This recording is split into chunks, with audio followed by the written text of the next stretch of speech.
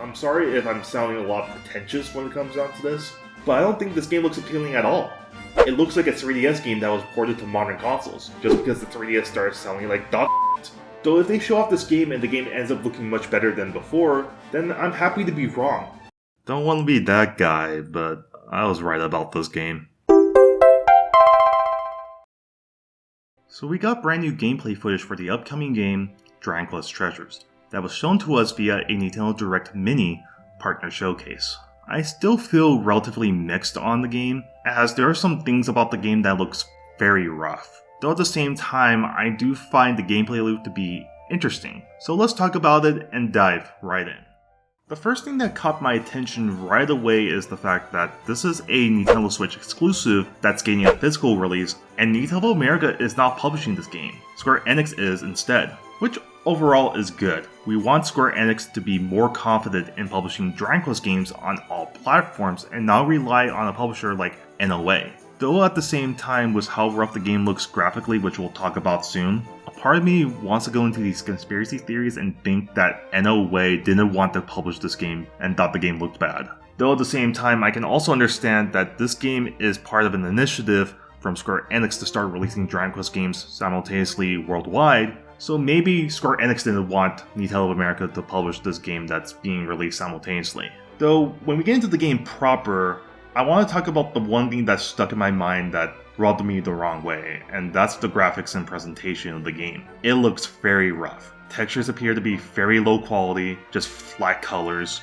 The models and environments look like they were originally made for a game on the 3DS, and the performance looks a bit choppy. If one thing that they need to do towards the upcoming December 9th release is a lot of polish. They need to go on and polish this game, make sure it runs at a consistent frame rate, and try to pre-up the game a little bit more eventually when we get the game in our hands. And I know graphics are not everything when it comes down to a good game, but at the same time, if the game looks unappealing, then it's going to hurt your impressions on the game, which is currently hurting mine. But moving on, let's talk about the game itself in terms of gameplay. And you can tell already that this game was originally going to be a monster game, as there's monster taming and creating your own teams. But unlike the monster games, this is an action RPG. You actually fight in the battles, unlike before where you command monsters to fight in battles. And also there's some platforming elements, as throughout the game, based on the monsters you have in your team, you can use monsters to help fly across platforms or jump higher heights to get to a certain goal. Hell, you could even ride monsters to go around the world. As the main gameplay loop, of course, is just going out and collecting treasure that can be things like the Dragon Lord or Erdrick's armor.